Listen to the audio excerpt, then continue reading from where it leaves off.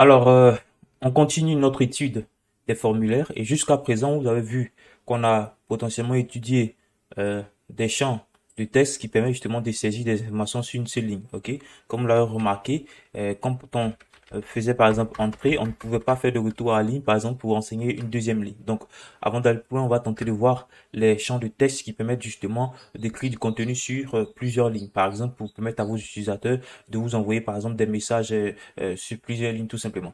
Mais avant, je propose qu'on fasse une petite mise en forme, hein, voilà. Donc ici, on va créer un petit fichier index.css et on va tout simplement lier nos deux fichiers ici, index.css. Hop, attention, je fais ça, voilà, histoire que notre formulaire se présente un peu mieux. Du coup, je vais dire que mon formulaire, ou du moins ici, oui, mon forme a tout simplement une width, par exemple, de 900 pixels. Ok. Et donc un margin donc 20 pixels auto. Et ce que je vais faire, c'est dire tout simplement que les divs qui sont directement dans mon formulaire ont un petit, attention, un petit plutôt une margin, ok, donc de haute et basse de 10 pixels par exemple, hein, voilà, et carrément voilà, zéro. Ok. Donc c'est justement pour vous montrer qu'on peut justement styliser un tant soit peu nos champs de formulaire. Ok. Donc ici, vous voyez bien que, attention, on va essayer justement, attention, voilà. Donc ce que j'ai fait déjà, c'est tout simplement essayer de séparer un tout petit peu les choses. Et voilà, j'ai groupé pratiquement euh, les champs de formulaire de type texte. Donc ici, je vais plutôt dire, hop, div et ça. Attention, voilà, on va y arriver. Ok. Ok.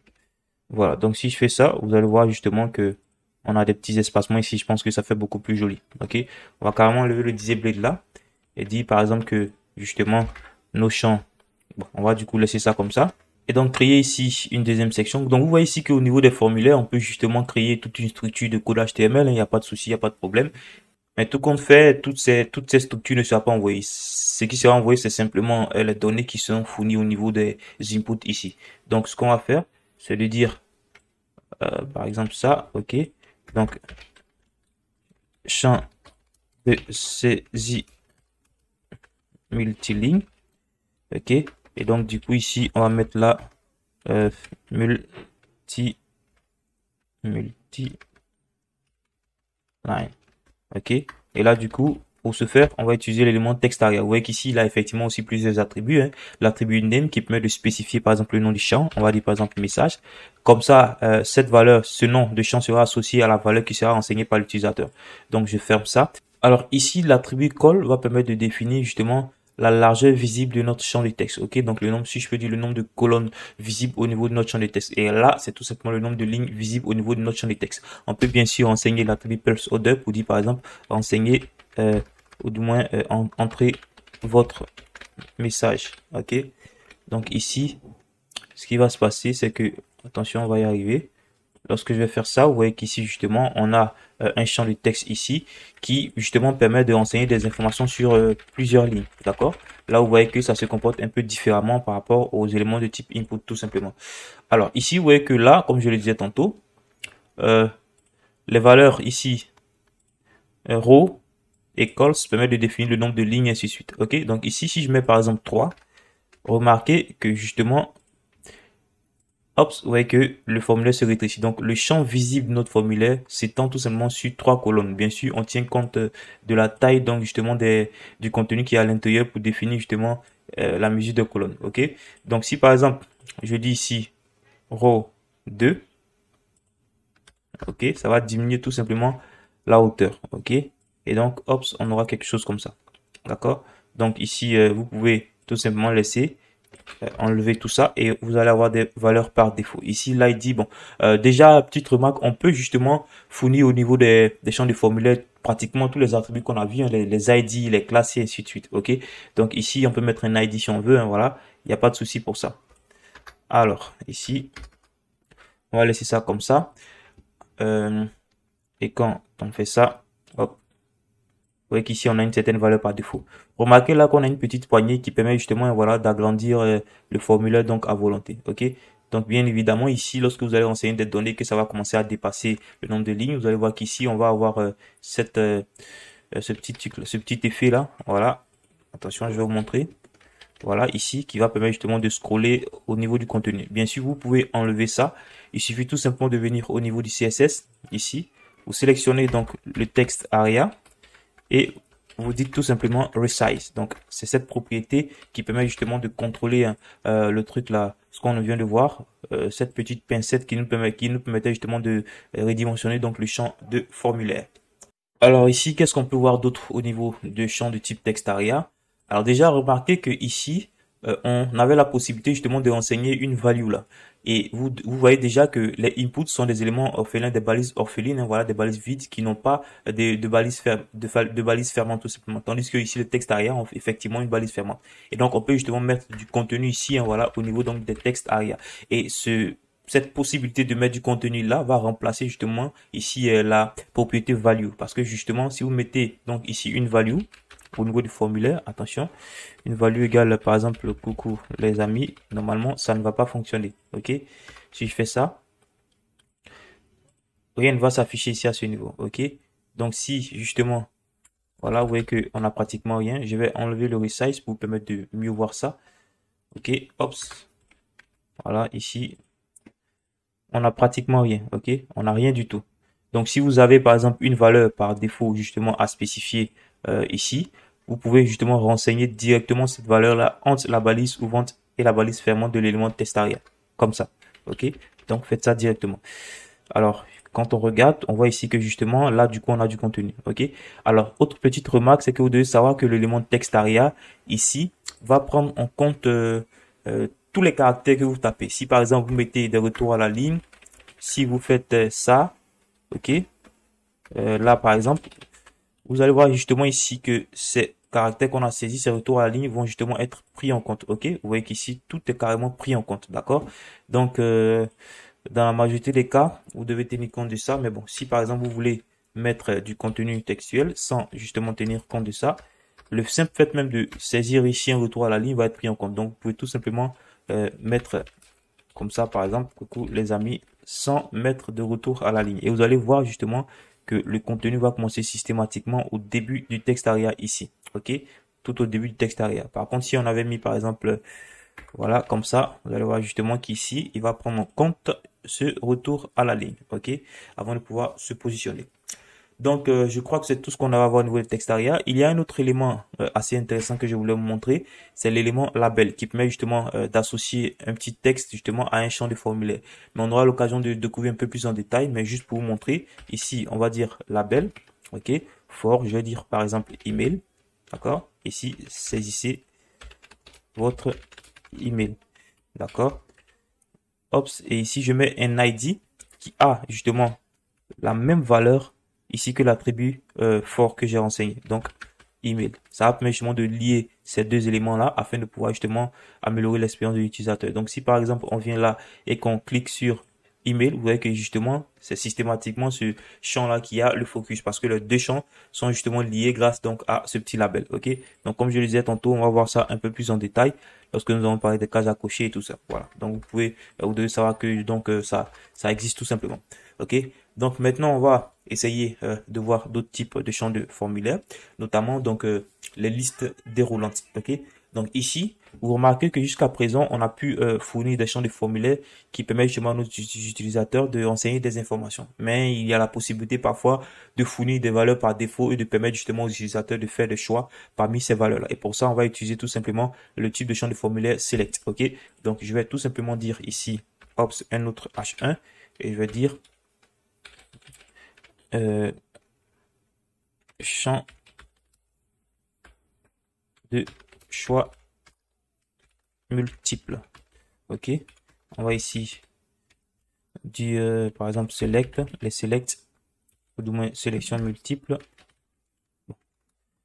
Je vais tout simplement dire liste ou du moins déroulant. Donc les déroulants tout simplement. Ok, donc ici on va mettre les listes déroulantes. Les listes roulante. OK. Alors, ici, pour implémenter tout simplement ces champs de liste déroulante, on va tout simplement utiliser donc l'élément select. OK. Et donc, vous voyez qu'ici, on peut justement avoir un name et un id. Donc, pratiquement tous les éléments de formulaire ont cet attribut name là pour pouvoir justement permettre d'identifier la donnée qu'on envoie par exemple au niveau du serveur pour être potentiellement traité. OK. Donc, ici, je vais dire par exemple préférence. OK. Donc, je vais dire, ou du moins, pays. OK. On va par exemple utiliser déjà ici le petit select là, le petit label, et on va dire pays. OK. On va dire par exemple, choisissez votre, ou du moins, quel est votre pays. OK. Et ce qu'on va faire, c'est de mettre justement ça ici. On va dire pays.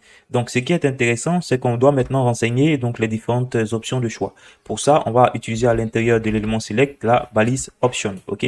Ici, on peut mettre par exemple, je sais pas, on va mettre Bénin. OK. On va mettre Togo. On va mettre Irlande. OK. On va mettre France. OK. Et donc, ici, on met Bénin. Voilà. Ici, on va mettre Togo là. Hop. Là, Irlande. Ici, France. OK, on va y arriver. Et voilà. Alors ici c'est simple, hein, voilà, la structure est très simple.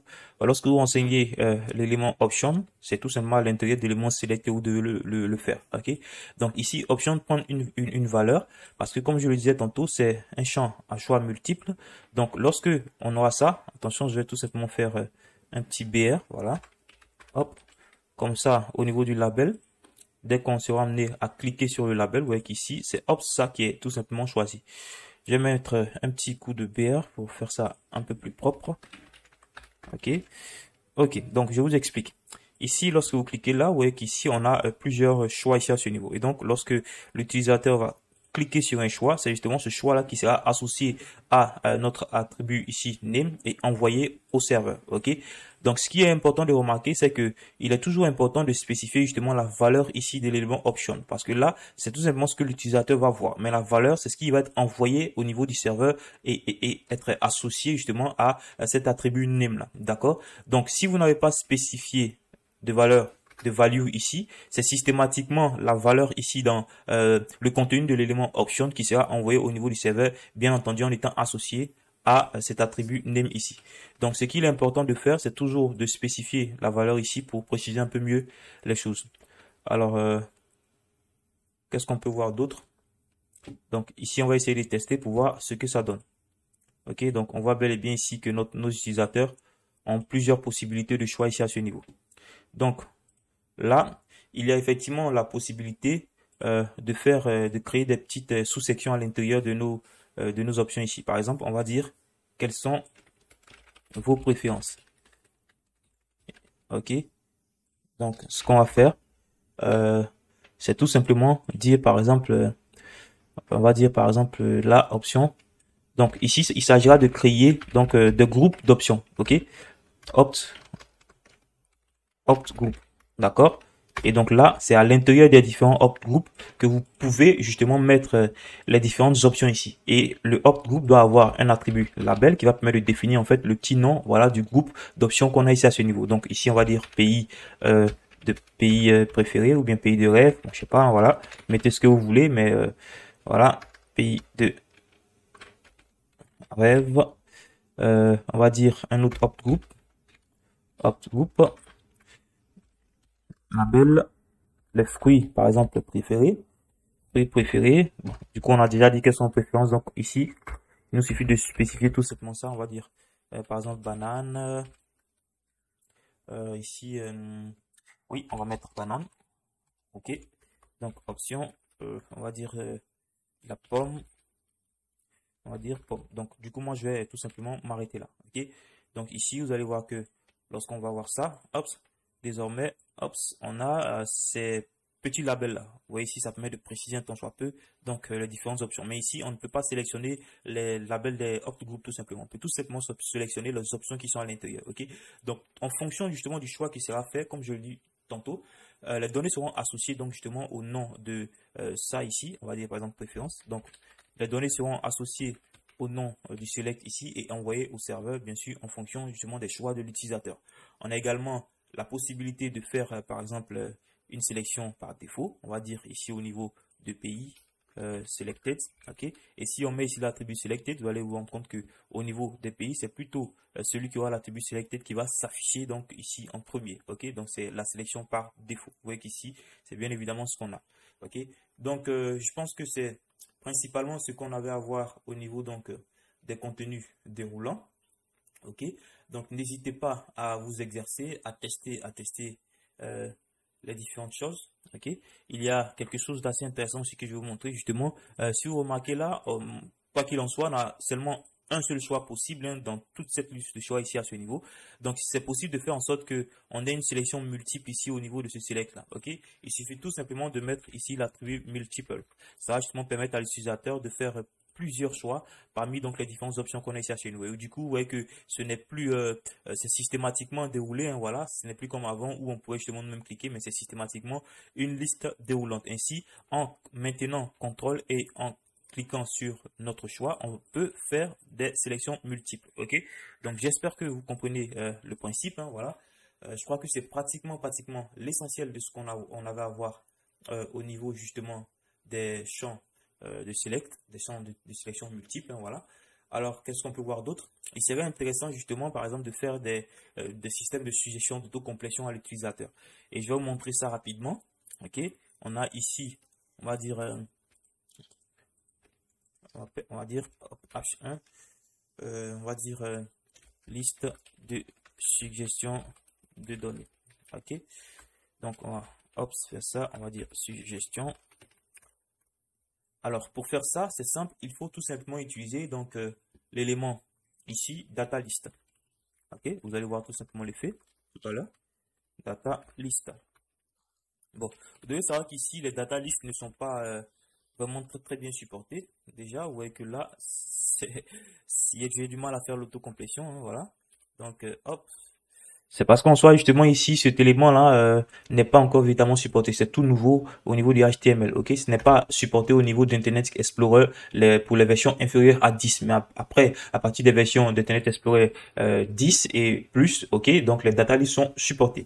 Alors c'est simple ici. On va tout simplement ici mettre une liste de suggestions là. Hop, on va dire suggestion. L'ID est véritablement important. Il faut qu'il soit spécifié. Je vais vous montrer tout à l'heure pourquoi. Et c'est un peu comme les select. On met ici par exemple des options. Ok. On va dire, je sais pas moi. Bon, vos préférences. On va dire par exemple banane. On va un peu reprendre ça, ce qu'on avait ici. Ok. Pays de préférence par exemple. On va un peu reprendre ce qu'on avait ici pour gagner un peu de temps.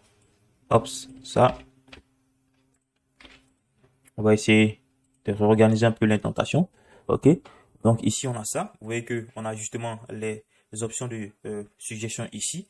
Mais pour justement que ce soit effectivement effectif, il faut justement associer à ça un input. Ok. Qui sera un peu comme le champ qui va interfacer, qui va faire office d'interface justement pour pouvoir mettre en place le système d'autocomplétion. Ok. Donc ici on a un input de type texte et le ID de ce input là, bon, on peut mettre un ID ou pas, mais il y a un attribut particulier qu'on appelle liste. Et ici, on va renseigner donc comme valeur de l'attribut liste la valeur de l'ID de la liste avec laquelle on veut associer justement notre input ici. Ok. Et donc quand je vais faire ça, hop, ici, vous allez voir justement que pour l'instant, rien ne s'affiche. Mais dès que je fais ça, vous voyez que dès que je clique, on a justement une sorte d'autocomplétion. Et lorsque l'utilisateur va faire des saisies par exemple, vous allez voir qu'ici, c'est justement donc le champ qui correspond à sa recherche ici qui sera justement sélectionné ou du moins proposé. Ok. Donc ça peut être intéressant de savoir que justement les data lists existent effectivement. D'accord. Donc ici on peut dire, bon, je sais pas, vous pouvez mettre un label. Alors n'hésitez pas à pratiquer, je pense que c'est la meilleure façon de véritablement maîtriser tout ce qu'on voit. Ok. Donc, comme je le disais tantôt, les data lists ne sont pas véritablement très supportés. Donc, je vais en description vous donner beaucoup plus d'informations sur la façon de faire les choses pour effectivement favoriser un support maximal au niveau des data lists. Donc, je crois que c'est pratiquement tout ce qu'on avait à voir au niveau justement des champs de sélection multiples. Voilà. Et donc, je vous donne rendez-vous dans le prochain chapitre où nous allons étudier d'autres types de champs de formulaires. C'est parti.